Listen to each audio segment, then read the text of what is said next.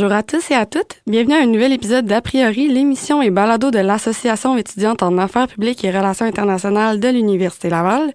Lors du dernier épisode, j'étais accompagnée de Pénélope et Thomas qui nous ont parlé des associations étudiantes et surtout de l'importance du militantisme étudiant. Aujourd'hui, je suis accompagnée de Paul et de Samuel qui vont nous parler de l'aménagement urbain. Comment ça va, les gars? Écoutez, ça va très bien. Hein. Très excité de vous parler de ça aujourd'hui. Moi et mon acolyte Sam, on a travaillé très fort dessus. Écoutez, on est très excité de vous présenter ça aujourd'hui. Je pense qu'il n'y a pas vraiment dit l'excitation qu'on a avec nous en ce moment. On est extrêmement excités de vous parler d'un sujet qui nous passionne tous les deux. Puis ça me fait plaisir d'en parler à l'a priori aujourd'hui. Merci vraiment d'être là, les gars. Là, j'apprécie beaucoup. Avant de commencer directement dans le sujet, pouvez-vous un peu vous présenter votre programme, pourquoi vous êtes ici aujourd'hui, là? Parfait. Écoutez, je vais commencer. Alors, comme Carole a dit, moi, mon nom, c'est Paul Lionel Boisca. Je suis un de ses collègues au comité exécutif du BIAPRI. Je suis vice-président des affaires externes du BIAPRI, donc je reporte le BIAPRI à l'extérieur de l'association. Puis je suis à ma deuxième année au BIAPRI. Et dans le fond, c'est aujourd'hui, j'avais toujours envie de faire un podcast, de parler d'un sujet qui pouvait m'intéresser. Et puis justement, je parlais avec Samuel, on avait fait une genèse du projet il y a quelques mois de ça. Puis justement, avec la semaine de lecture qui s'est engrangée, on a décidé de justement s'enligner là-dessus. Donc, puis tout ce qui est transport urbain, aménagement urbain, c'est quelque chose qui me passionne. Donc, voilà. Pour ma part, Samuel Laforce, je suis aussi étudiant au BIAPRI. À ma deuxième année, comme Paul. Et en fait, là, ce qui m'intéresse avec l'aménagement urbain, en fait, c'est une passion qui est partie d'Internet, là, de YouTube, des forums. J'ai vraiment découvert qu'il y avait une façon d'organiser les villes, nos sociétés, qui était vraiment peut-être plus efficace que ce qu'on a en ce moment au Québec. Et ça m'a toujours un peu intéressé là, d'aller voir ce qu'il y avait ailleurs dans le monde. Donc, je suis un grand voyageur. J'ai adoré aller en Europe. Dans des villes américaines aussi qui sont mieux organisées, je pense, que nos villes aussi au Québec. Donc, je pense que mon expérience de voyageur et non de touriste pourrait être utile à ce podcast aujourd'hui. Parfait. Maintenant, je pense qu'on peut bien embarquer dans le sujet. Merci de vous être présenté. Donc, comme on l'a mentionné plus tôt, aujourd'hui, on parle de l'aménagement urbain. Quand on pense à aménagement urbain, on pense beaucoup au développement du territoire. On pense aussi à développement durable. C'est pas mal ça, les grandes orientations, mais est-ce qu'il y en a d'autres que, mettons, juste l'aménagement du territoire puis le développement durable qui concerne l'aménagement urbain? Moi, je pense que, évidemment, c'est les grands axes, mais il faut aussi penser à tout ce qui est les sous-sujets comme l'embourgeoisement, donc qu'on pense souvent comme la gentrification, là, malheureusement, qui est un anglicisme, mais l'embourgeoisement, donc qu'on va aborder aujourd'hui. Aussi, tout ce qui est question avec l'aspect criminologie que Paul va nous apporter là, idéalement dans les prochaines minutes. Là, vous allez voir, c'est très intéressant.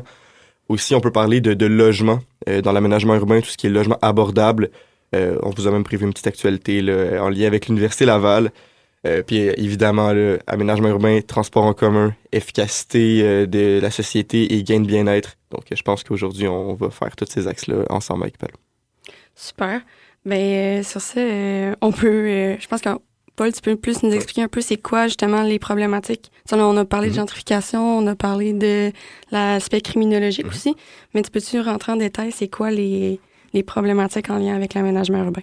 Ouais, écoutez, on va commencer tout de suite. Donc, évidemment, Samuel nous a un peu mis en exergue, dans le fond. Je vais parler de la gentrification, qui est évidemment un anglicisme qui est malheureusement utilisé aujourd'hui, mais lorsqu'on veut parler du terme francophone, on va plus parler de l'embourgeoisement. Puis je pense que dès qu'on parle de l'embourgeoisement, ça indique... ça me donne une idée de c'est quoi. Et donc, on va faire une petite définition de la gentrification. Dans le fond, parce que c'est pas tout le monde qui est au même niveau là-dessus. Dans le fond, gentrification, évidemment, c'est un terme qui est anglophone. Et en fait, ça vient du mot gentry. Gentry, qui, en anglais, signifie la petite noblesse. Donc, j'ai trouvé une définition qui est quand même assez, selon moi, et assez concise. Donc, la gentrification est un processus essentiellement urbain par lequel la population d'un quartier ou d'une ville dans son ensemble se modifie au profit de classes sociales favorisées, dont l'installation se fait au détriment des classes plus modestes. Donc là, on peut voir justement que c'est une transformation, plus qui au niveau urbain, plus au niveau d'une population donnée. Donc une population qui va être euh, issus d'une classe populaire, de classe plus défavorisée, on va dire.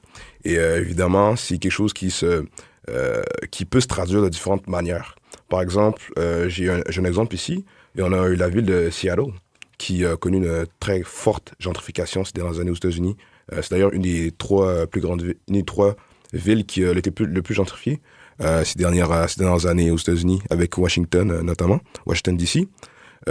Puis évidemment, dépendamment des pays où on se trouve, plus particulièrement en Afrique du Nord, la gentrification peut prendre différentes formes, notamment on pense aux États-Unis, il y a eu la ségrégation raciale qui a nécessairement modifié justement la façon dont, mettons, vous avez plusieurs groupes, comme les Afro-Américains qui étaient consignés dans des quartiers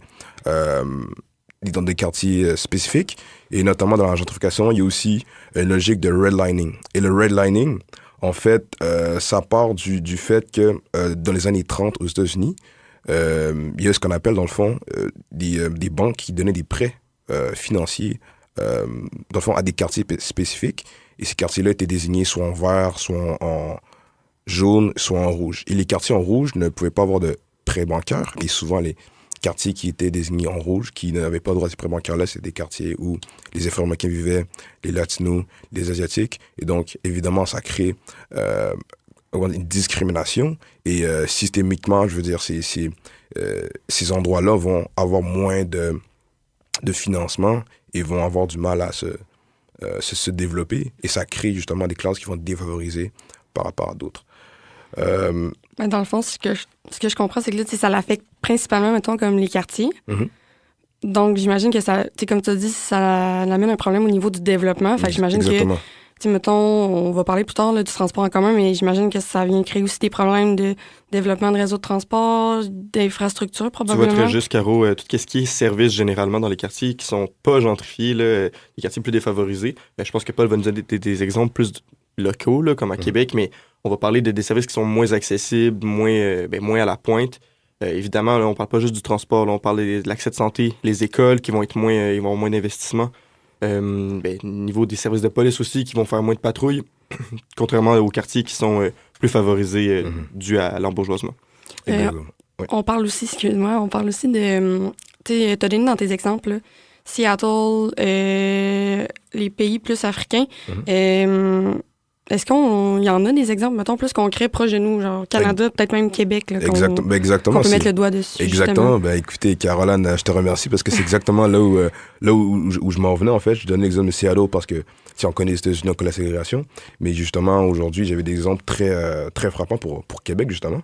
Puis dans le fond, pour justement donner plus d'informations puis pour mettre plus en lumière, dans le fond, j'ai une carte des quartiers centraux de Québec et en règle générale, les quartiers centraux de Québec qu'on définit, c'est Lérais, le Vieux-Limoilou, Mézeray, Saint-Sauveur, Saint-Roch, Saint-Jean-Baptiste, Montcalm, Vieux-Québec. Donc, en gros... La basse-ville, puis la haute-ville. Donc, comment on le définit? Exactement. Donc, général. Un peu Limoilou, la cité, puis je veux dire une partie du Vieux-Québec. Donc, c'est ce qu'on appelle les quartiers centraux, dans le fond. Okay. Donc, c'est le centre-ville de Québec. Et il y a plusieurs. Ce qu'il faut savoir, c'est que dans la ville de Québec, il y a eu plusieurs vagues de gentrification. Mais là, sur lequel je vais me concentrer, c'est la dernière vague de gentrification qui était de 2006 à 2016. Okay. Et donc, comme j'ai dit, c'est ça. Les quartiers centraux de Québec sont évidemment Limoilou, la cité. Et ce sont des quartiers qui, historiquement, ont été quand même... qui abritaient quand même une grande partie de la classe populaire. Les quartiers ouvriers, comme on a tendance à les appeler. Exactement. Donc, c'est des quartiers qui... On ne va pas dire nécessairement des quartiers pauvres, je n'irai pas jusque-là, mais c'est des quartiers qui, évidemment, abritaient une très grosse partie de la population. Et puis, je veux dire, à la fin de la Seconde Guerre mondiale, en 1945, on estimait que le centre-ville de Québec, de la ville de Québec, qui, on s'entend que le Québec est la capitale du Québec, était un des plus pauvres au Canada. Okay. Ah, ouais. Oui, il y avait une très grande pauvreté. Je veux dire, le Vieux-Québec, on voit aujourd'hui, tout ce qui est la rue Saint-Jean, puis les maisons, le Petit Champlain, tout ça, je veux dire, c'était là où la majorité des gens habitaient. Puis on estimait qu'environ 49% des habitations dans le Vieux-Québec étaient insalubres, qui n'étaient pas... oui, je suis vraiment surpris, on dirait. Exactement. Je veux dire, c'était vraiment assez compliqué dans ces eaux-là. Puis c'est à ce moment-là, justement, qu'il y a eu plusieurs de gens qui donnaient des prêts aux gens pour aller s'installer à Beauport, Charlesbourg, Vanier, Neuchâtel même. Je veux dire, ce sont les banlieues historiques de Québec. C'est là où, dans le fond, les gens se sont installés. Puis c'est à ce moment-là, justement, qu'il y a eu une ascension, on va dire, économique des gens de Québec, puisque dès que les gens, justement, arrivaient à avoir un certain train de vie, ben, ils s'installaient en banlieue. Ce qui a fait que le centre-ville s'est vidé. Et aujourd'hui, beaucoup de gens qui habitent à Québec n'habitent pas dans le centre-ville, mais habitent en périphérie, là, dans le fond, les quartiers éloignés. OK. Tu as mentionné 2006 à 2016. C'est quoi qui s'est passé précisément dans cette période-là? Genre? Exactement. Donc, en fait, de 2006 à 2016, dans le fond, aujourd'hui, on parle de gentrification. Et c'est la période qui a connu, dans le fond, une très grande gentrification des quartiers centraux. Donc, comme j'ai dit, on passe notamment à Saint-Roch, Saint-Sauveur, une partie du Vieux-Limoilou et de Mézeray. Moi, je vais parler un peu de mon expérience personnelle. Mes parents viennent tous les deux du Togo. Ils ont étudié en Allemagne. Et lorsqu'on est arrivé au Canada, on a commencé à habiter, dans le fond, à l'avenue Bardy et l'avenue de Léry, qui se trouvent tous les deux dans Mézeray. Et moi, quand j'arrive au Canada, pour moi, je veux dire, même quand je repense avant, Mézeray, c'était une zone où il y avait beaucoup d'immigrants, beaucoup de gens issus de la classe populaire, classe ouvrière, comme Sam a pu le dire. Puis pour moi, c'était pas... Comment dire, je dirais pas que c'était pauvre, parce que pour moi, j'ai pas envie de mettre un stigma là-dessus, mais je veux dire, c'était très populaire, puis c'était pas pour moi quelque chose de hip, comme on peut le voir aujourd'hui. Puis justement, lorsqu'on voit ces quartiers-là aujourd'hui, je veux dire, prenons par exemple Limoilou, Saint-Roch, Saint-Sauveur, il y a notamment l'édifice de Ubisoft Québec qui s'y trouve. Il y a aussi, par exemple, on peut penser que le député de Tachereau, Étienne Grandmont, se trouve à Saint-Joseph, dans les Limoilou. Il y a beaucoup d'investissements, il y a beaucoup de condos, je veux dire. Je pense qu'il y a l'édifice nouveau, je veux dire, il y a plusieurs cafés qui s'y trouvent. Il y a une revitalisation du quartier qui se fait nécessairement. Et on estime quand même que dans le fond, j'ai des chiffres que j'ai vus dans un article qui a été publié en 2016. Dans le fond, on parlait de la gentrification des quartiers centraux. Et en fait, le maire de Québec, à l'époque, Régis Labaume, voulait, dans le fond, contrer cette gentrification grandissante en créant des logements sociaux. Parce que, ben, évidemment, lorsqu'on parle des quartiers centraux, puis justement, du fait que les gens s'installent plus en banlieue, ben, veut pas, je veux dire, les propriétés, les prix ont diminué, ce qui fait que beaucoup de gens, ben, comme il dit, ici du milieu populaire, s'installaient. Mais lorsqu'on voit justement qu'il y a de nombreux projets immobiliers comme des condos qui s'y font, ou comme des géants technologiques qui s'y installent, ben, je veux dire nécessairement, les prix, dans le fond, ben, les prix fonciers vont augmenter, et les gens qui sont installés dans ces quartiers-là, ben, sont un peu poussés à l'extérieur, parce que, ben, veut pas, les prix augmentent, puis ils ont plus d'autres places où aller. Donc, le contraire qu'on a vu avant, dans le sens où les quartiers centraux qui étaient devenus des quartiers populaires, où les gens allaient en périphérie, ben là, on voit que, justement, c'est les quartiers centraux qui deviennent de plus en plus chers, et que là, que les gens qui, justement, des classes populaires, vont vers les banlieues. Donc, il y a une espèce de retour, dans le fond, de la chandelle. Puis c'est un problème qui se fait, puisque, justement, je pense que peut-être ça me va en parler plus tard, mais dans un contexte d'hyperinflation où on voit les prix des loyers au Québec qui montent en flèche, ben, je veux dire, beaucoup de gens se demandent, mais qu'est-ce qu'ils vont faire? Je veux dire, dans n'importe quel arrondissement où ils vont, si c'est un problème, le loyer. Je pense ce qui est intéressant aussi avec ce que Paul dit, c'est que Paul parle des entreprises qui investissent beaucoup dans les quartiers centraux de Québec. On parle justement on va citer le Vieux-Québec, la Basse-Ville plutôt. Je viens pas de Québec, donc pardonnez mes références géographiques. Mais ce qui est intéressant à voir, c'est que oui, il y a eu beaucoup d'investissements d'entreprises comme Ubisoft, on va citer, pour en citer une seule. On a tendance à penser que ça attire une main-d'œuvre qui est plus qu'un salarié à plus élevé, des plus grands salaires, donc un plus grand retour de taxes, des taxes foncières aussi plus élevées avec la valeur des logements, la valeur des condos, comme Paul disait, qui est plus élevée que des simples locataires. On a tendance à penser que c'est un net bénéfice là, pour une ville d'aller chercher plus de taxes dans ces quartiers-là qui sont embourgeoisés. Et on a tendance aussi à penser que la revitalisation des quartiers, c'est un net bénéfice, là, dans le sens on a des plus beaux services, on a des plus beaux parcs, les rues sont plus propres. Mais au final, on perd un peu l'objectif du quartier qui est de loger les gens. Puis on voit vraiment une fuite, là, une exode citoyenne vers les banlieues. Donc les quartiers se vident et au final, est-ce que le risque n'est pas que les quartiers se vident de manière à ne pas se subvenir à eux-mêmes et simplement à nécessiter là, d'un influx de touristes de l'extérieur des quartiers pour subvenir. Donc peut-être que les commerces, au final, vont pas subvenir à leurs propres besoins avec simplement les citoyens du quartier, là. Donc il y a quand même un retour de la balance à se dire, oui, les quartiers sont plus huppés, ont accès à des plus belles habitations, les gens sont plus fortunés. Mais au final, est-ce que ces gens-là investissent dans leur quartier eux-mêmes?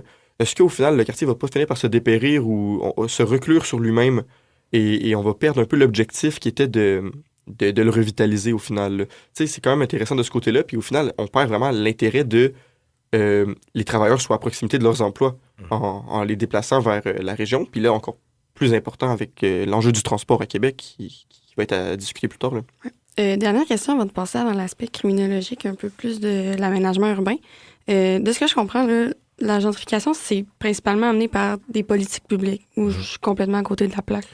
C'est une très bonne question. Dans le fond, comme j'ai dit, des articles que j'ai lus, ça dépend. Notamment, dans le fond, pour ce qui est des quartiers Saint-Roch et Saint-Sauveur, qui sont évidemment, comment dire, dans le Limoilou. C'est évidemment des politiques publiques qui ont commencé dans les années 90 avec l'ancien maire de Québec, Jean-Paul Lallier, et qui était vu comme une administration municipale quand même assez progressiste, qui justement a notamment créé le jardin Saint-Roch et qui justement a financé des ateliers d'artistes, puis justement encouragé l'aménagement urbain du jardin Saint-Roch. Puis justement, ce qui est assez ironique dans le fond dans ça, c'est que l'administration de Jean-Paul Lallier, qui était vue comme une administration progressiste, a mené justement au début de la gentrification des quartiers centraux de Québec. Donc c'est assez, comment dire, on sait pas nécessairement si c'était ça leur but, mais c'est une conséquence quand même assez directe de ça. Puis on parle de Saint-Jean-Baptiste qui a connu une gentrification peut-être moins intense que des quartiers comme Saint-Roch ou Saint-Sauveur, mais il y a quand même connu une certaine gentrification. Mais ces quartiers-là, leur gentrification, c'est pas faite par les politiques publiques, mais par les citoyens directement. Okay. On appelle ça la gentrification marginale, dans le sens où il y a un afflux de gens éduqués, entre autres dans des diplômés universitaires, mais pas nécessairement des gens plus riches. Donc, on parle de mères monoparentales, comme des nouveaux diplômés, des universitaires sans emploi, des membres de la communauté LGBTQ, tout ça. Donc, il y a un changement de la population, un afflux de une nouvelle population éduquée, sans nécessairement que ce soit une population plus riche. Donc, c'est une très bonne question. La gentrification, si c'est par des politiques publiques ou pas, je dirais que ça dépend. Puis c'est pour ça que c'est important d'analyser cas par cas, quartier par quartier. OK. Maintenant, c'est quoi le lien qu'on peut faire avec l'aménagement urbain puis la criminalité, justement? Écoutez, parfait. Donc, j'ai aussi plusieurs notes là-dessus. Et je vais commencer par expliquer un peu la théorie de la fenêtre brisée, et qui est une théorie qui est très utilisée en criminologie et qui je pense, qui va faire écho à plusieurs personnes. Et dans le fond, prenez une mise en situation. Donc, un immeuble qui comporte une vitre brisée dans une ville quelconque. Là. Mettons, disons, une usine qui a une vitre brisée. Si personne ne se soucie de réparer la vitre, le message qui est implicitement envoyé, c'est que personne s'en soucie, personne ne s'estime responsable de réparer la vitre. Puis dans ce contexte, admettons, d'impunité et de déresponsabilisation, d'autres vitres seront brisées. Et aussi, plus par rapport à la criminalité, si tu es un gang de rue et que tu vois justement qu'un immeuble a une vitre brisée, tu vois d'autres immeubles qui ont d'autres vitres brisées, ça va te dire, OK, il n'y a pas de contrôle social formel qui est fait. Il n'y a pas de... La ville ne sont pas responsables, la police ne sont pas responsables. Ça veut dire que je peux faire mes activités criminelles un peu comme je veux, sans qu'il y ait personne qui vienne me courir après. Et donc, justement, il y a un lien à faire entre les petits méfaits du quotidien et le citoyen... et le sentiment d'insécurité des résidents, excusez-moi. Donc, ce qu'il va faire, c'est que justement, beaucoup de gens qui, admettons, par exemple, on parle des quartiers centraux, et admettons que les quartiers centraux font plus face à la criminalité. Parce que souvent, une des théories qui revient souvent dans les théories criminologiques, c'est justement que le centre-ville des villes, c'est là où se concentre la criminalité. Et donc, des gens qui, on a dit, souvent sont issus des classes populaires, qui sont plus défavorisés, qui doivent vivre avec cette criminalité qui est impunie, lorsque ces gens vont s'enrichir et qui vont s'amener vers une ascension économique, ils vont se déplacer vers les banlieues. Et donc, le problème reste entier, c'est-à-dire que les gens qui peuvent pas partir vont rester là, mais les gens qui peuvent partir vont le faire. Et donc, c'est comme ça qu'on crée un cercle vicieux où il y aura toujours une très grande mobilité résidentielle. Donc c'est ça. Puis justement, ça influe directement sur l'aménagement urbain, puisque techniquement, les riches peuvent s'installer où ils veulent et les pauvres s'installent où ils peuvent. Tu parles de la théorie, là, justement. T'sais, moi, comment je perçois ça, une théorie, souvent, ça peut être observable, comme ça peut aussi être plus comme une pensée. Votre opinion sur cette théorie... Pardon, votre opinion sur cette théorie-là, vous en pensez quoi? Est-ce que vous pensez que c'est fondé? Oui, c'est un phénomène réel ou c'est plus comme une théorie préventive dans le sens que comme si on voit ce phénomène-là puis on agit comme ça, cela pourrait arriver? Je sais pas si tu voulais y aller ou je peux... Non, vas-y en premier, je vais y rebondir. Ok, parfait. Je pense que c'est une très bonne question. Puis justement, c'est important aussi de se rappeler que c'est une théorie parce qu'il y a d'autres théories qui peuvent totalement contredire celle-là. Mais c'est une théorie comme qui est assez populaire au niveau criminologique. Puis je pense que sans nécessairement donner 100% raison à la théorie, je pense que c'est une théorie qui se fonde sur comme plusieurs faits. Parce que en fait, je veux dire, des villes qui sont plus, mettons, riches, mettons, on prend une ville comme Palo Alto. Une ville qui abrite plusieurs PDG de grosses compagnies américaines. Je suis jamais allé dans cette ville, mais je pense que ce serait extrêmement rare de voir un immeuble qui comporte une vitre brisée un jour et voir que le jour d'après, la vitre n'a pas été réparée. Je pense que c'est plus une image, mais c'est plus une question de... il faut qu'il y ait une impunité et une responsabilisation des citoyens aussi. Le contrôle social formel, c'est plus le contrôle social qui est fait par les institutions publiques. Le contrôle social informel, c'est ce qui est fait par les citoyens. Admettons, par exemple, dans ton quartier, dans ton quartier résidentiel, si tu vois, par exemple, que une poubelle a été renversée ou qu'il y a une auto qui s'est fait voler, tout ça, c'est le fait de se dire, OK, je vais prendre sur moi et je vais essayer d'arranger ça ou je vais appeler quelqu'un pour qu'il y ait quelque chose qui doit être fait. Puis je pense que... excuse-moi. Je pense quand même que cette théorie-là est sur de bonnes assises. Puis justement, surtout par rapport, comme je dis, par rapport à la vitre brisée, puis par rapport à l'impunité, je pense que... moi, je pense que c'est très vrai. Après, Samuel va donner son avis. Oui, mais totalement. Mais moi, j'adore l'image de la vitre brisée. Mais moi, j'aimerais ça introduire la théorie de la vitre réparée. Donc, dans une ville, justement... On devrait peut-être plus se concentrer sur la solution plutôt que le problème. C'était ma prochaine question. On fait quoi pour remédier à ce problème-là? Oui, c'est ça. C'est peut-être une question de sensibilisation citoyenne, une question de... peut-être juste prendre le temps d'expliquer aux gens qu'ils sont pas simplement des individus, mais qui font partie d'une société, puis que c'est important pour son bien-être personnel, de veiller au bien-être de sa communauté. Donc, peut-être d'investir dans des démarches communautaires, dans des organismes, dans des... Qui connaît ses voisins aujourd'hui à Québec? Qui prend le temps de parler avec ses voisins? Moi, je pense que ce serait vraiment important de retourner vers l'aspect communautaire de nos quartiers, de manière à favoriser l'entraide de favoriser la théorie de la vitre réparée. Et quand on voit... Parce que si c'est pas chez nous, souvent, on se dit c'est pas notre problème, mais je pense que quand c'est dans notre quartier, quand c'est dans notre ville, c'est chez nous. Il y a une certaine fierté à avoir à vouloir le bien-être là, de notre ville, Caroline. Un exemple, là, je pense, je vous entends parler, là, puis ça vient de me faire penser à quelque chose. Dans la ville de Québec, le théâtre Le Capitole, c'est un super bel endroit dans la ville. Oui. Puis là, c'est super beau, c'est le fun d'aller voir des spectacles. C'est un super beau skatepark. je sais pas si vous êtes au courant, mais là, une couple d'années, c'était pas beau de même. Là. Ah ouais? Non, justement, c'était un grand théâtre super huppé et tout. C'est sûr qu'il n'y avait pas nécessairement de criminalité qui s'est installée là, mais Kyoto, à quoi ça ressemble? à un moment donné, les prix des billets, les spectacles, tout ça a fait en sorte que comme le monde n'allait plus au théâtre, payait plus. Fait que le théâtre a juste comme été abandonné. Puis c'était une place où il y avait beaucoup de sans-abri qui allaient vivre là. La délinquance aussi. tout était cassé, tout était à l'abandon. Puis c'est un investisseur dans le monde des artistes qui a justement racheté le Capitole pour le remettre sur pied. Puis ben là, aujourd'hui, ça fait qu'on peut en profiter et tout. Fait que je pense que c'est quand même un peu, sans nécessairement rentrer dans l'aspect plus criminologique, mais c'est un immeuble, un bel immeuble, la ville de Québec, qui est quand même un emblème, qui était complètement détruit, justement, qui avait une fenêtre brisée. Citoyenne une initiative citoyenne. C'est un investisseur privé, mais même à ça, qui a justement réparé la fenêtre, puis maintenant, c'est accessible à tous. Oui, réparer la fenêtre du Grand Capitole. C'est très bien imagé, j'adore l'image. Dans le fond, juste pour rebondir sur ça, je pense que la différence entre ça et la gentrification, justement, c'est la redistribution à la communauté. Je pense que, dans le fond, ce qui fait que souvent les projets de gentrification sont mal perçus, c'est que c'est des projets qui profitent souvent aux propriétaires privés et aux compagnies privées. Et il n'y a pas de souci des compagnies privées à justement se dire, OK, on va redistribuer dans la communauté et on va essayer d'élever la communauté dans laquelle on investit. Puis je pense que justement l'exemple du Capitole, c'est un excellent modèle justement d'une revitalisation urbaine en ayant le souci d'inclure la communauté dans ça. Super.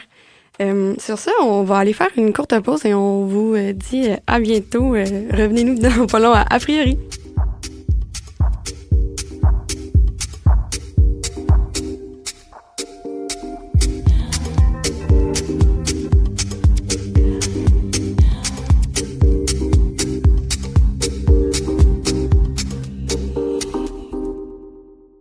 Vous êtes de retour à A priori, l'émission et balado des étudiants et étudiantes en affaires publiques et relations internationales de l'Université Laval. Je suis toujours accompagnée de Paul et de Samuel. Donc, salut. Bonjour. Bonjour. Donc, avant la pause, les gars, vous nous avez parlé de l'aménagement urbain, un peu les problématiques, principalement la gentrification, et aussi du problème en lien avec la criminalité que l'aménagement urbain peut causer. On a parlé la théorie de la fenêtre cassée et en même temps, on a fait un petit lien aussi avec la théorie de la désorganisation sociale. C'est ça. Maintenant, on va parler plus de l'aspect logement, transport en commun et bien-être. Donc, Samuel, je te laisse la parole. Ben oui, c'est certain que quand on pense à Québec et on pense à transport, on pense aux grands titres là, qu'on voit dans les journaux, qu'on voit dans les téléjournaux. On pense évidemment au troisième lien. On pense évidemment au tramway. On pense aussi aux autobus là, qui sont toujours à l'heure et pris dans le trafic. Mais sérieusement, je pense que même pour un non-citoyen de Québec, là, je pense qu'à l'entièreté de la province, même ça doit faire les titres, peut-être même nationalement. Là, le troisième lien, le tramway, ça fait débat, ça fait problème. C'est un enjeu de société qui est très ancré là, dans notre quotidien. Donc, je pense qu'on devrait en parler aujourd'hui. Donc, et sensibiliser nos auditeurs qui sont peut-être pas familiers ou qui sont peut-être pas instruits par rapport au problème. Moi, je compte pas aujourd'hui convaincre personne de oui ou non construire un troisième pont, un premier tunnel ou oui ou non mettre des rails dans les rues de Québec. Mais je pense que c'est important de comprendre où sont les enjeux, quels sont les arguments des deux côtés. Et de comprendre pourquoi le transport et la mobilité, c'est important dans une ville grande comme Québec. Et en vrai, dans toute ville, le transport est très important. Avant que tu embarques dans le petit débat des projets en ce moment du troisième lien et du tramway, j'aimerais juste faire un rappel, peut-être un petit topo pour ceux qui nous écoutent. En ce moment, là, dans l'aménagement urbain, il y a quand même déjà des orientations concernant les déplacements. On peut penser aux rues conviviales. Dans le fond, pour ceux qui ne savent pas, c'est des rues qui veulent stimuler le déplacement actif. Fait que, on peut penser au vélo, à la marche et tout. C'est déjà des projets qui existent en ce moment dans la ville de Québec. Puis on peut aussi penser il y a les rues vertes aussi, si je ne me trompe pas, là, qui veulent plus ajouter une dimension environnementale à nos routes. Puis on pense aussi, ça je pense c'est quand même propre à nous en Amérique du Nord, les rues hivernales. Ça, je sais pas, étiez-vous au courant de ça? Non, je n'étais pas au courant, mais ça m'a l'air intéressant. En faisant mes petites recherches, c'est ce que j'ai vu. Ouais, on a le principe des rues hivernales à Québec. Dans le fond, c'est dans l'aménagement urbain, quand vient le temps, mettons, de penser, mettons, à comment on aménage nos routes et tout, il y a des gens qui vont être en charge de prendre en considération les réalités hivernales des Québécois pour que le transport se fasse de manière plus efficace. J'ai été quand même surprise quand j'ai vu ça. Fait que ça, c'est déjà des mesures qui sont mises en place par, justement, la Ville de Québec. Si c'est efficace, c'est un débat, je pense qu'on peut avoir une autre fois. Ben oui, c'est certain. Il faut prendre en considération l'aspect là, de... On est une ville 4 saisons. Là. On a des vrais hivers qui nous frappent fort. Et on a des étés aussi qui sont très importants. Donc, c'est à prendre en considération dans qu'est-ce qui est mobilité, transport. Mais le point, excusez, non, le point que je voulais en vas-y. venir avec ça, c'est que, tu sais, justement, on a les rues conviviales, on a les rues vertes, on a les rues hivernales. Je pense que c'est des affaires qu'il faut prendre en considération avec les deux projets en ce moment qui sont mis de l'avant dans l'actualité. Tu sais, l'hiver, nous, c'est fou, là. Tu sais, faire une route qui t'en prend 15 minutes l'été, ça peut t'en prendre le double, même des fois, le triple, tout dépendant de tu viens d'où. Je pense que c'est vraiment des enjeux importants qu'il faut penser quand on aménage urbanement nos routes. Ah oui, puis aussi une planification là, qui est tout autre là, quand on pense aux intempéries. Là. On parle, mettons, faut saler les rues pour éviter que les gens, les piétons ou les voitures dérapent et soit se cassent le plexus, soit font des accidents. Évidemment, il y a tout cet aspect-là de planification, d'entretien qui est beaucoup plus courant et constant là, durant les périodes hivernales ici à Québec. Moi, je pense que la Ville de Québec, là, ils font des super beaux projets. On peut penser à des projets qui sont qui sont très, très, très d'actualité, comme la promenade Champlain.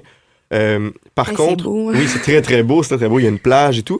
Mais, je mets un mais, là, oui, c'est un super beau projet. C'est pas vraiment un projet de mobilité, de déplacement. C'est plus un projet de vocation de villégiature touristique. Ouais. Tandis que, là, je vais dire le saint mot en urbanisme, qui est la ville d'Amsterdam et les Pays-Bas, qui sont à prendre en considération. Il faudrait prendre un peu en exemple cette société-là pour mettre les gens dans le bain.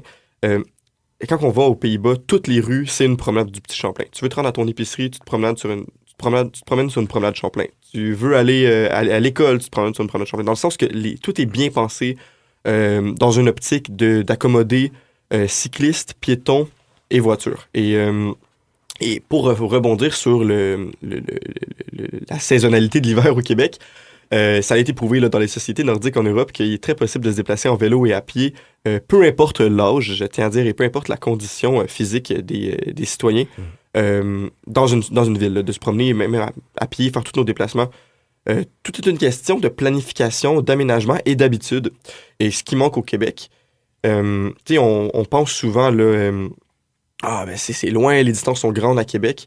Il y a des grandes villes partout dans le monde. Que ce soit en Asie, en Afrique, en Europe et en Amérique, et en Amérique du Sud. Là, on peut quand même faire la distinction parce que c'est quand même deux modes de vie très différents. Et pourtant, dans ces grandes villes-là, la majorité des citoyens ne dépendent pas de la voiture pour leur déplacement. Là, je dis pas que la voiture, c'est mal, que tout le monde devrait, demain matin, échanger sa voiture pour une paire de patins à roulettes et un vélo et se déplacer simplement à pied. Et je dis juste que c'est à prendre en considération que la voiture n'est peut-être pas toujours la meilleure option. Et peut-être qu'en ce moment, nos infrastructures ne nous le rendent pas en évidence que la voiture, c'est pas la meilleure option. Donc, moi, je tenais à dire, c'est ça. Donc, juste mettre ça de l'avant pour commencer. Je pense que notre auditoire, ça pourrait l'intéresser. Je pense qu'il y a beaucoup de personnes qui nous écoutent en voiture en ce moment. Combien de personnes dans la voiture en ce moment sont seules?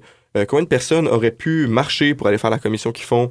Combien de personnes auraient pu repousser la course qu'ils font en ce moment pour y aller avec un ami, pour y aller avec un membre de la famille, pour y aller à plusieurs, de manière à optimiser le trajet et le déplacement.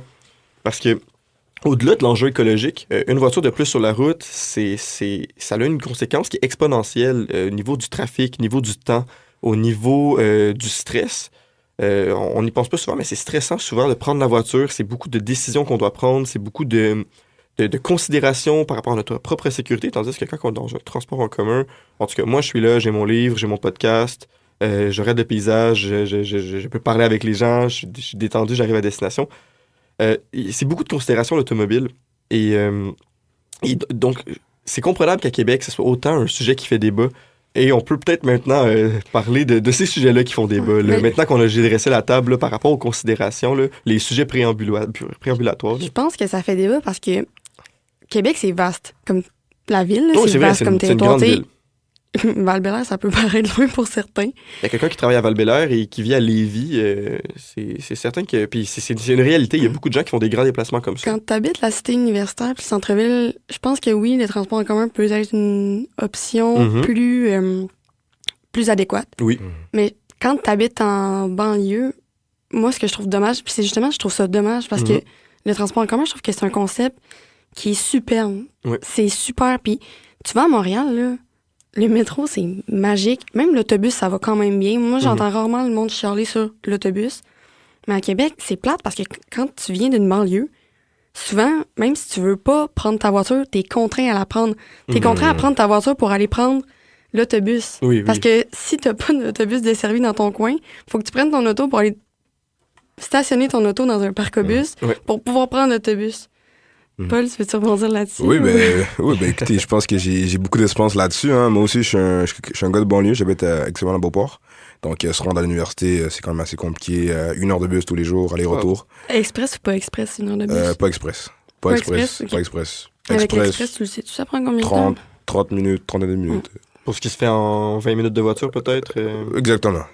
Donc, et je pense que justement, on a apporté des très bons points par rapport à la saisonnalité, par rapport à l'accessibilité en banlieue. Je pense que justement, c'est quelque chose qui est très important, encore plus important, selon moi, à Québec, parce que ben, la majorité des gens à Québec habitent dans les banlieues. Mhm. Donc, c'est pour. On voit des chiffres comme peut-être 36% d'approbation pour le tramway de Québec. Je veux dire, c'est. Quand on sait que la majorité des gens habitent en banlieue, c'est que beaucoup de gens ne sont pas concernés. Puis je pense que justement, c'est important aussi d'avoir une espèce d'accessibilité envers les banlieues. Puis c'est extrêmement important pour moi. Mais je pense que justement, c'est toujours bien aussi d'encourager ces projets-là. Parce que, tu sais, il y a beaucoup, peut-être qu'il y en a qui ne savent pas, mais il y avait un tramway à l'époque à Québec, de 1918 à 1948. Puis évidemment, il est disparu avec l'avènement de l'automobile. Ah ouais. Donc, oui, exactement. Ouais. Donc, c'était pas. C'est pas parce qu'il marchait plus, c'est pas parce qu'il était inefficace. Je veux dire, bon, on s'entend que c'était 1948, c'était il y a très longtemps, mais c'est pour laisser plus place justement à l'automobile que le tramway de Québec, a disparu. Puis je pense que justement, Caro a mené des très beaux points, comme on a dit par rapport à nos hivers, par rapport au printemps et tout ça, que c'est extrêmement important de prendre ça en compte lorsqu'on fait lorsqu'on fait ces projets d'envergure-là. Parce que, je veux dire, si le tramway reste coincé à moins 40 avec 30 cm de neige, c'est sûr que c'est assez problématique. Puis on a parlé aussi du troisième lien. Et justement de l'importance que ça a pour notamment les gens qui vont sur la Rive-Sud et les gens de Lévis. Hein. Mais je pense que le troisième lien, c'est quand même quelque chose qui paraît beau, qui paraît gros, qui paraît magique, qui paraît comme une solution qui peut régler tous les problèmes. Et je pense que ça peut occasionner, oui, ça peut peut-être solutionner quelques problèmes, mais ça peut aussi en créer plusieurs. Puisque il n'y a pas nécessairement, selon moi, de solution au trafic routier, si ce n'est que des alternatives qui sont viables. Je veux dire, tu peux bien... Tu veux dire quoi par ça? Ben, je veux dire, admettons par exemple, pour la ville de Québec, on a le RTC, qui est le système de bus. Ouais. Un système de bus n'est efficace, selon moi, que s'il y a comme un nombre conséquent de voies réservées à l'autobus. Si l'autobus reste coincé dans le trafic avec les voitures, ça ne fait qu'augmenter le trafic. Et comment je veux dire, les gens vont se dire, pourquoi je prendrais l'autobus pour être pogné dans le trafic, alors je peux prendre la voiture. Et finalement, arriver ça me prend autant de temps. Mais c'est justement un questionnement là, qu'on entend là, quand même par rapport au tramway. Tu sais, en ce moment, comment qu'il... Ben, en ce moment, là, ça change vraiment beaucoup, là, mais je sais que d'une manière qu'il imaginait, c'était des rails dans les rues, entre les voitures. Puis ça, tu sais, comme les gens venaient à se questionner, est-ce que, tu sais, ça va valoir la peine? Tu sais, tu le mets dans le trafic, le train, là. Vous en pensez quoi, ça? Non, c'est tout à fait...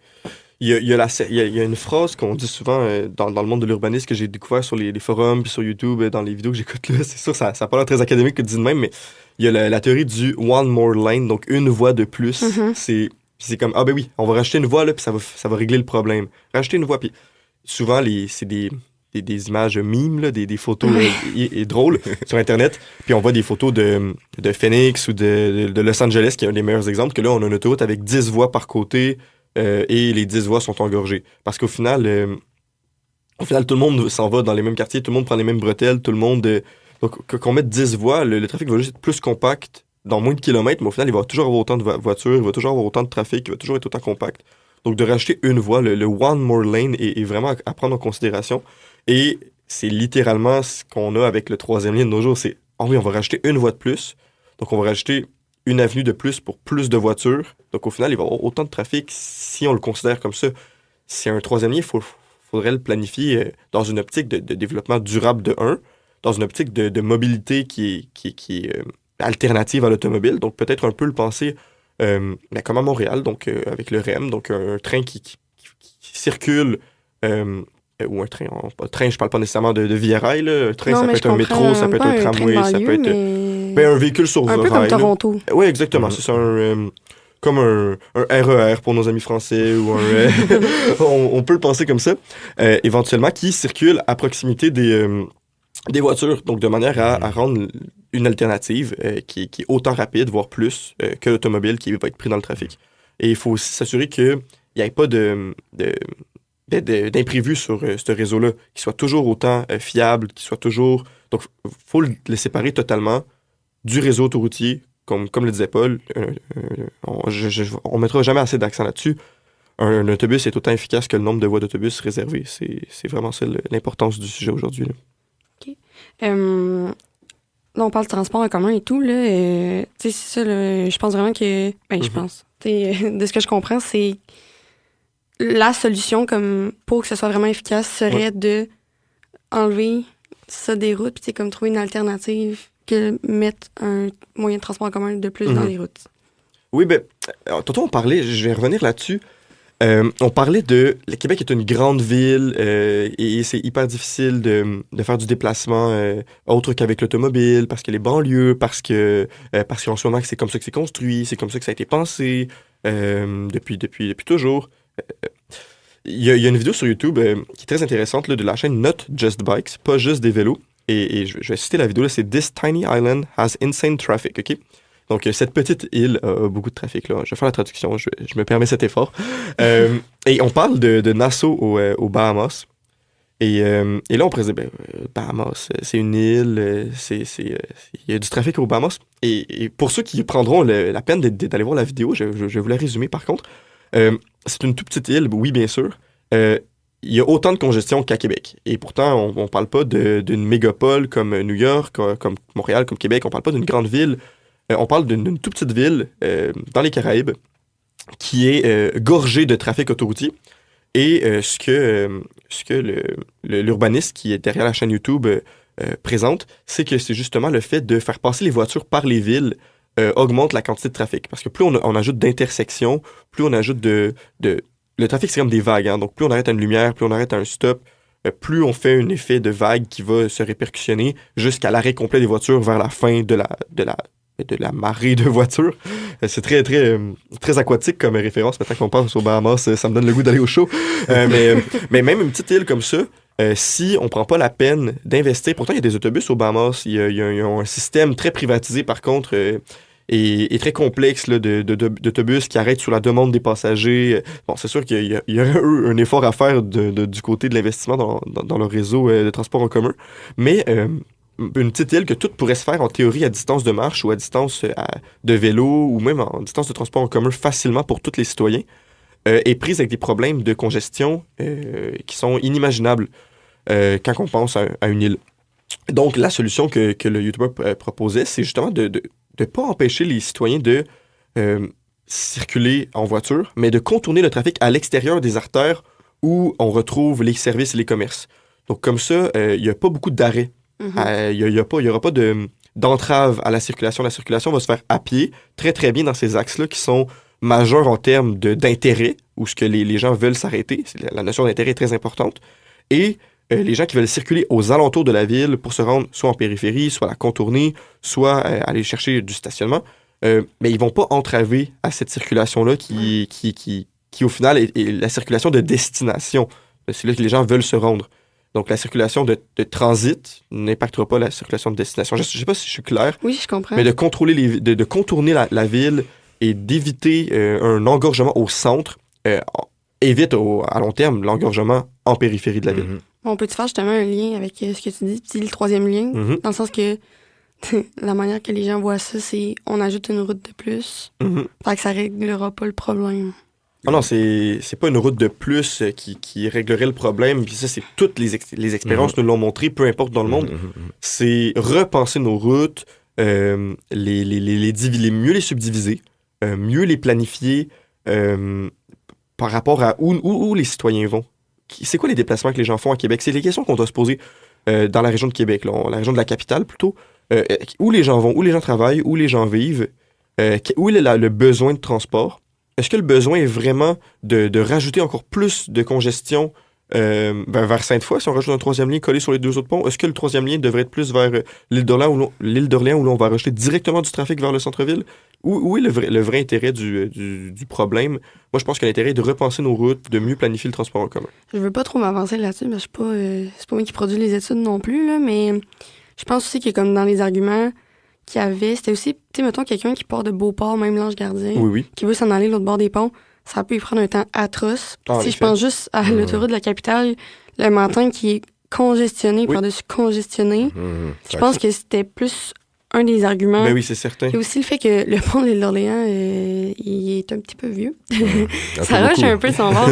Puis je pense que aussi, un des arguments qui a été amené à la table, mais qu'on laisse quand même de côté, c'est le fait aussi que à un moment donné, le pont sera plus accessible non plus. C'est certain. Ça va prendre aussi une solution pour que les gens de l'île d'Orléans puissent sortir de l'île d'Orléans. Tu sais, mettons, en gardant ces deux arguments-là en tête, pensez-vous que, tu sais, le troisième lien, c'est quand même une bonne idée malgré tout, ou non, c'est vraiment pas la solution? Mhm. Ben écoute, je pense que tu as apporté des très bons points que justement par rapport à ça, mais tu sais, je veux quand même apporter un point qui est assez important pour moi. Mais toi, tu viens plus de Beauport, fait que c'est pour ça que je te pose la question. Je pense que t'es... C'est Tu ça, le vois tous les exactement. jours, là. Tu voyages en transport en commun, tu viens de Beauport, t'es C'est- client type. Exactement. Beauport, c'est ma ville. Donc, ben, je pense que c'est des très bons points que Caro a apportés, puis c'est des bonnes considérations qu'il faut aussi prendre en compte. Tu sais, je pense que les gens soient contre ou pour le tramway, il y a des bons arguments vraiment des deux côtés. Puis je pense que pour moi, les projets de transport, d'aménagement urbain, qui évidemment sont souvent, tu sais, souvent faits par l'administration municipale, c'est des projets qu'il faut toujours se rappeler, ce n'est pas des projets qui doivent être bénéficiaires. C'est pas des projets qui doivent rapporter du profit, parce qu'un projet de transport en commun ne rapporte jamais de profit ou alors très peu. Donc je pense que justement, tu sais, on parle que le tramway c'est un projet d'envergure, troisième lien c'est un projet d'envergure. Je pense que ça on en manque à Québec. Tu sais, Québec veut pas, c'est une très grosse ville, c'est près de 600 000 habitants. Et si tu comptes Donc- les environnements de Lévis, on est environ 800 000. Ben, exactement. Exactement. Québec, c'est une très grosse ville. Bon, évidemment, c'est pas une aussi grosse ville que Montréal, mais c'est quand même quelque chose qui est très gros. Puis je pense que justement, peut-être qu'au lieu de se dire, on choisit soit le troisième lien, soit le tramway, on pourrait peut-être essayer de faire les deux, peut-être essayer d'avoir un projet de rénovation pour le pont de Québec, celui de l'île d'Orléans. Évidemment, c'est des projets qui vont nécessiter énormément d'argent, mais je pense que à long terme, c'est des projets qui valent beaucoup. Regardez, par exemple, le métro de Montréal. Je pense que personne de Montréal aujourd'hui va chialer sur le métro. Alors que le métro, on sait tous que ça coûtait beaucoup d'argent, mais c'est un projet qu'aujourd'hui, ben, tu sais, tout le monde... Encore aujourd'hui, c'est super efficace. là. Exactement. Financièrement, Les personnes qui veulent- Paul apporte un bon point financièrement. Sur le court terme, c'est sûr, on va le voir comme une dépense, mais il ne faut pas le voir comme une dépense, il faut le voir comme un investissement. Plus le transport va être utile dans la région de la capitale, plus les camions vont pouvoir se déplacer avec la marchandise, plus on va pouvoir investir dans les nouveaux projets qui, eux, vont rapporter de l'argent. Donc, en investissant sur notre réseau d'infrastructures routières et de transport en commun, et on est l'homme tout, là, on va pouvoir ensuite se concentrer sur des plus gros projets d'envergure qui, eux, ils vont être efficaces et eux vont rapporter de l'argent. Ouais. Fait que c'est dans le fond, tu sais, c'est pas de oui ou non, c'est plus comme Oui, mais. repenser la manière. Ben oui, mais plus comme, tu sais, on a un problème, ça c'est sûr. Le trafic, c'est un problème. Ah ben oui. Veut pas, tu sais, traverser d'une rive à l'autre, c'est un problème aussi. Il n'y a pas vraiment de bonne ou de mauvaise réponse, c'est plus comme comment on le fait. Oui. Ben, merci beaucoup. Puis ça me fait extrêmement plaisir, oui. Je pense que ça conclut la question du transport en commun. Tout à Ben fait. oui, puis Euh, rapidement, je pense qu'on a le temps de parler d'un sujet qui me passionne énormément Oui. et qui a fait beaucoup, beaucoup de remous dans l'actualité. Malheureusement, il y a quelques mois, quelques semaines, on est un peu tard pour en parler, mais c'est toujours d'actualité, puis ça va toujours être d'actualité dans la communauté universitaire. Caroline, je parle bien sûr de l'habitation abordable. Ouais, c'est ça, je m'en allais. Ouais, on peut-tu aborder... je sais, on va l'aborder rapidement, mais en vrai, ça mériterait un épisode à soi, en soi. Pour plus tard. Mais c'est ça, pour mettre dans le bain les gens. Ben moi, je le vis vraiment beaucoup, tout ce qui est logement abordable. Évidemment, je viens pas de Québec. Je l'ai dit tantôt, pour ceux qui ont une très bonne mémoire, qui sont avec nous depuis le début de l'épisode. Je viens de la région de Montréal, de la Rive-Nord. Et quand je suis arrivé à Québec, évidemment, il y a eu la fameuse question de la pénurie de logement qui s'est tout de suite imposée. Où je vais me loger? Est-ce que je vais être proche de l'université? Est-ce que je vais être plus loin pour me déplacer? Je savais pas à quel point les transports allaient être utiles. Est-ce que je pourrais venir en voiture? C'était vraiment pas facile pour moi. Donc, je me suis dit, bon, je vais venir proche de l'université. Je vais venir me loger dans Sainte-Foy. J'ai réalisé rapidement que Sainte-Foy était un quartier qui était beaucoup plus cher à vivre que les autres quartiers. On parle de quand même 25 à 30% plus élevé que les quartiers plus en périphérie de Québec ou même les quartiers plus proches du Vieux-Québec. Sainte-Foy est comme son microcosme de loyer élevé. Et j'ai quand même fait ce choix-là pour une question de facilité. Et venant pas de la ville de Québec, je me suis dit que ce serait plus simple. J'ai fini par trouver un logement, un et demi, et j'ai réalisé rapidement qu'il manque juste une offre de logement profonde à Québec. Et là, dernièrement, on voit des projets comme l'Université Laval, qui aujourd'hui très gentiment nous accueille dans leurs locaux pour réaliser ce podcast-là. Mais on voit une certaine déconnexion avec la réalité. Pour ceux qui ne sont pas au courant, il y a eu un sondage qui a été réalisé par une firme externe, mais au profit de l'Université Laval. Et on proposait, à titre informatif, à titre de question, des logements des 4,5 pour 1600, 1700 $. Je pense même que c'était 1800 au début du sondage, là, si je ne me trompe pas. Pour des étudiants. Donc, l'Université Laval disait, seriez-vous en mesure ou seriez-vous à l'aise à payer 1800 $, on va dire, de tête, pour un 4,5 situé sur le campus, sachant que vous ne paierez pas de transport vu que vous êtes sur le campus. Bon, c'est sûr qu'il y avait une certaine mise en situation. Et on parle de 900 $ par personne. Si on parle de 2 personnes dans un 4,5, un étudiant qui étudie à temps plein, qui veut prioriser ses études, devrait travailler pratiquement à temps plein, en même temps d'étudier à temps plein, pour se permettre un tel loyer. C'est extrêmement cher, le 900 $. Même moi, j'ai un emploi, je considère comme 25% de mon salaire, étant le prix que je pourrais à payer pour un logement. Là, on parlerait de 50%, on parlerait vraiment même plus que ça, on parlerait qu'il y aurait un impact profond sur mes études, étant donné que je me concentrerais plus sur survivre en payant mon loyer. Donc, moi, je pense que c'est une question qu'on devrait se poser aujourd'hui. Qu'est-ce qu'on doit faire par rapport au logement abordable? Qu'est-ce qu'un logement abordable? Est-ce que l'Université Laval se gourre en proposant des prix si élevés, sachant qu'il y a des projets comme l'Utile, qui est sur le chemin Sainte-Foy, où là, on propose aux étudiants un loyer moyen entre 500 et 600 $ pour se loger, tout service inclus, à proximité de l'Université Laval. Est-ce qu'on devrait plus viser ces prix-là, considérant aussi l'inflation, le coût de la vie, le coût des études? Je suis curieux de vous entendre parler là-dessus. Là. Ben, je veux juste revenir un peu. Tu parlais de Sainte-Foy, là, c'est un endroit où les loyers sont élevés. Je pense que ce qui est un peu plate à dire, mais que la communauté étudiante oublie, c'est que, oui, Sainte-Foy, c'est des étudiants. Mm-hmm. Dans la cité universitaire. Oui, dans la cité universitaire.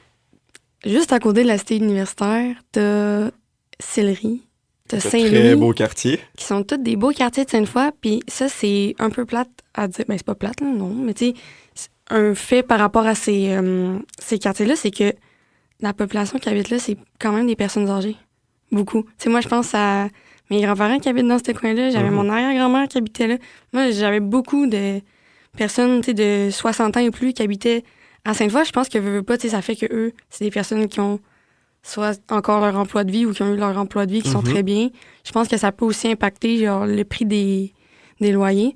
C'est sûr que, comme je trouve ça plate parce que un étudiant étranger. Oui, non, mais il y a des étrangers aussi à mais même, je me mets dans la peau d'un étudiant étranger, même s'il vient de la France, puis qui est quand même, bien aisé, bien aisé, dans le sens que, comme, il peut avoir de l'aide de ses parents ou peu importe. Je me mets dans la peau, moi, je vis pas en appartement, mais c'est sûr que, comme, c'est un problème. Là. Moi, je pense que, comme, c'est dommage. T'as pas de choix, faut que tu travailles beaucoup, faut que tu payes ton loyer, c'est pas évident. Non, mais c'est certain, je pense que je suis le seul à cette table qui a le problème de devoir trouver un logement et se loger, mais pour de vrai, Moi, j'ai fait j'ai fait mes recherches, puis c'est sûr qu'il y a des projets comme l'Utile là, du gouvernement. Ben, c'est gouvernemental, c'est à but non lucratif plutôt, là, mais c'est subventionné. En fait, juste pour dire, Oui, l'utile, vas-y. c'est une... si je me trompe pas, C'est une coop c'est une d'habitation. perspective... c'est quelque chose qui a été fait par l'UEC, Mm. l'Union des étudiants du Québec. Oui, mais là, on parle vraiment de l'objectif. Il faut pas oublier l'objectif. L'objectif, c'est que les étudiants, il y ait une diplomation pour qu'ils puissent rejoindre les forces du marché du travail. Pour qu'il y ait diplomation, il faut qu'il y ait études. Pour qu'il y ait études, il faut qu'il y ait logement. Et pour qu'il y ait logement, il faut qu'il soit abordable, ce logement-là. Donc moi, je pense vraiment... c'est un plaidoyer. Je demande profondément à nos dirigeants, à nos décideurs, de penser à investir dans la jeunesse. Parce que quand quand la jeunesse va être rendue à travailler, vous allez vouloir qu'elle aille bien étudier dans des conditions adéquates. Donc, moi, je nous encouragerais vraiment nos décideurs à bien planifier et que ce soit par rapport au logement, au transport ou simplement à l'aménagement urbain. Je pense qu'aujourd'hui, ce qu'on fait ensemble, c'est un plaidoyer de penser au futur, penser aux citoyens qui sont dans les villes du Québec. On mérite, en tant qu'être humain, une certaine qualité de vie et de planifier sur le long terme pour augmenter cette dite qualité de vie, là. Je pense que c'est ça qu'on est là aujourd'hui. Avant de conclure, là, tu sais, quand on parle d'aménagement urbain, on parle aussi souvent de comme efficacité, accessibilité. Il y a un concept qu'on entend moins, mais qui est quand même important dans l'aménagement urbain, puis c'est le 15 Minutes City, Mhm. qui est la ville en 15 minutes, là, Ouais, dans le fond. ouais, ouais. Est-ce que vous pouvez nous parler un peu de ça avant de conclure? Je pense que c'est Samuel peut-être qui avait plus d'informations là-dessus, sinon je pourrais rebondir après, y a pas de Ouais, problème. ben c'est ça. Ben, le concept, c'est une ville que tout est accessible en 15 minutes. Donc, de ton logement ou que d'une station de métro, tu peux te rendre à tout service, ou d'une station de métro ou d'un arrêt d'autobus, ou on se Ok. comprend, là. Tu peux te rendre à une bibliothèque en 15 minutes. Tu peux te rendre à une épicerie en 15 minutes, à pied, là, je veux dire. Et ça, à rythme très lent, en profitant du paysage. Tout est accessible. Le but, ce serait de créer des petits... C'est comme une théorie utopiste là, Ok. d'aménagement urbain, la 15 Minute City, que une ville est constituée de plein de cercles ou de formes qui, du centre jusqu'à son extrémité, tu peux te déplacer en 15 minutes. Ok. Donc, tout est accessible en moins de 15 minutes en tant que tel ou 30 minutes si tu pars d'une extrémité à l'autre, de manière à avoir accès à tout service, tout loisir, tout commerce et tout logement en moins de 15 minutes, de manière à ce que tout soit super efficace. Donc, on ne perd pas de temps dans le transport. Donc, c'est un peu une théorie utopiste qui va à l'encontre du modèle centre-ville-banlieue. Et chose importante à savoir, là, intéressante à savoir, la 15 Minute City a été pensée, on pense à Epcot, là, la ville de Disney. Là. Oui, oui, oui. Elle est pensée comme ça, cette ville-là, que c'est Ok. plein de petites communautés non fermées, là, très, très, très, très perméables. Et des petites communautés où tout est super accessible rapidement, de manière à optimiser le quotidien. Là. Dernière question, là, avant de conclure. Tu sais, tu dis que c'est une théorie utopiste. Oui. Québec, comme je l'ai dit tantôt, c'est vaste. Mhm. Est-ce que vous pensez que ça serait quand même réalisable dans la ville de Québec? Tu sais, je pense qu'à différents niveaux, ça peut être réalisable. Aussi, tu sais, il faut... juste pour revenir sur la 15 Minute City, je trouve que c'est quelque chose qui pourrait être qui peut être fait, ce serait peut-être dans les quartiers centraux de Québec, Mhm. comme on a parlé. Tu sais, moi, je pense à Beauport parce que c'est ma ville, mais... Ta ville? c'est ma ville, mais je veux dire... Represent. Tu sais, moi, je trouve qu'on peut... Il y a des épiceries à 15 minutes, mais de voiture. Mhm. Donc, si, par exemple, je mange 15 minutes de chez moi à un point donné, j'atterris peut-être au Subway, mais je veux dire, j'ai pas nécessairement de grands... Quand tu es en banlieue, t'as pas des services qui sont directement à côté de toi. Donc, je pense que, justement, c'est peut-être quelque chose qui... La configuration de Québec, surtout la configuration centre-ville, banlieue, peut-être être un peu compliqué, mais peut-être que si, justement, on part du centre de la ville et qu'on essaie de peut-être l'élargir le plus possible vers les banlieues, je pense que c'est quelque chose qui pourrait être fait. Je pense que ça... Donc, au final, je pense que ça peut être fait, mais en tenant compte de la réalité de Québec. Je pense que ça serait comme... Ben moi, dans mon truc, comment je l'imagine, ça serait plusieurs 15 Minute City. Oui, Mhm. exactement. C'est ça le Mhm. but. Là. Comme chaque arrondissement serait des 15 Minute City. Puis, tu sais, on dirait que ça serait super. Reste que, tu sais, mettons, comme tu pars de banlieue, tu t'en vas à l'université, ça reste encore... ça peut être encore un problème de se déplacer, là. Je pense surtout aux gens, mettons, de Donnacona, là. Ça doit pas être facile de se déplacer le matin. Oui, puis important à dire, dans la Fulton City, ton logement et ton travail sont dans ce 15 minutes-là, donc t'as pas C'est plus efficace. Oui, exactement, t'as pas un long commute, là, un long transport entre... Tu te réveilles le matin, en 15 minutes, t'es au travail, c'est quand même 15 minutes, intéressant. c'est rien, honnêtement. Ça va vite, là. Minime, oui. Ah, Négligeable. négligeable. Ben, merci beaucoup, Caro. Pour, merci vraiment, merci les beaucoup. gars, de vous être présentés aujourd'hui. Malheureusement, l'épisode tire déjà à sa fin. On aurait pu en parler encore pendant un autre épisode, Oui, peut-être très même intéressant deux. comme sujet. Ouais. Merci beaucoup. Puis pour ceux qui nous écoutent, on se dit à bientôt. Merci. Merci à vous.